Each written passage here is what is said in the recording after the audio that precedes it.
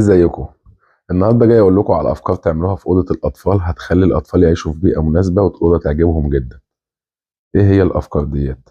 اول حاجه انت هتشوف اذا كان ولادك صبيان، فانت هتعمل لهم حيطه واحده من ورق الحائط لشخصيات كرتونيه هم بيحبوها، زي سبايدر مان او بنتين.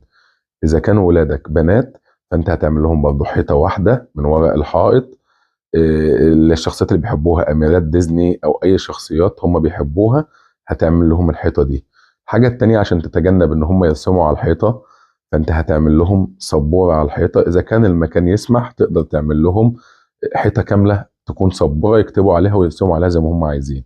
تقدر تعمل لهم ارفف يحطوا عليها العابهم. تقدر تعمل لهم اماكن مخفيه للمذاكره، يعني مكتب والكرسي بتاعه يكون بطريقه مخفيه محطوط في الحيطه، هيديني شكل كويس جدا. تقدر تعمل لهم تخصص لهم حيطة يحطوا عليها فنياتهم ورسوماتهم